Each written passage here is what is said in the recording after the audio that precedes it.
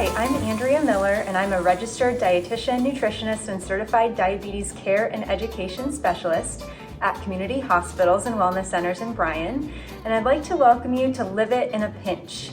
My theme for today is budget friendly, so I'm going to be making a super inexpensive meal that you can serve to your family.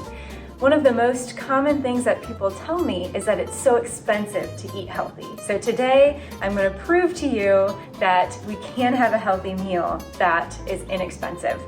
So today we're going to be making a basic fried rice. This fried rice is going to be vegetarian, but you could also add your protein of choice. Chicken, fish, pork would all be great in this stir fry.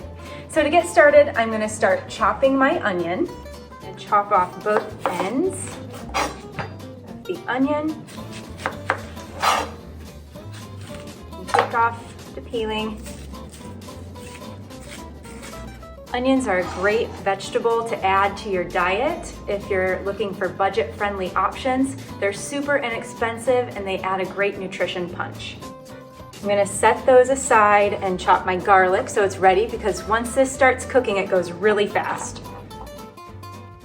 You can also use pre-bottled minced garlic or dried garlic if you don't want to go through the hassle of chopping.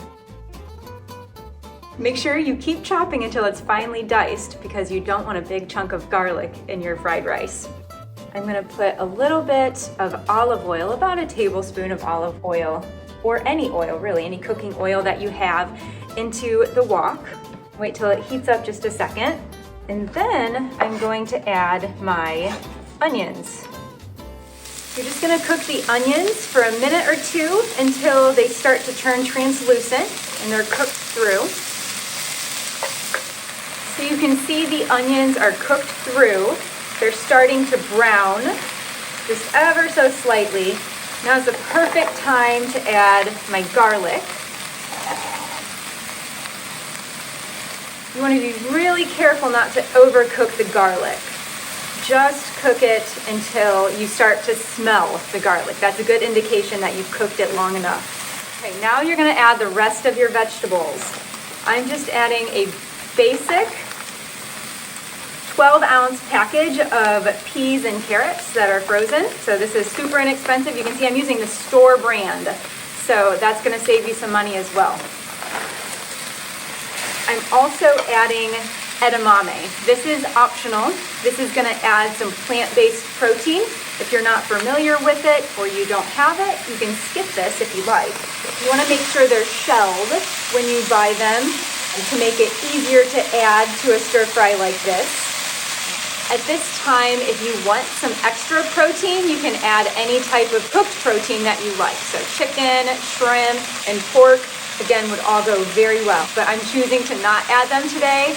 One, because I wanted to do a plant-based and vegetarian dish, and also because protein is expensive, and I'm trying to do the most budget-friendly option today. While those are cooking, I'm gonna get my next ingredient ready. I have 2 cracked eggs in this bowl, and I'm just going to lightly beat them. Now that my vegetables look like they're cooked through, I'm gonna add my egg to the wok. But as you can see, I'm gonna push all the vegetables over to one side.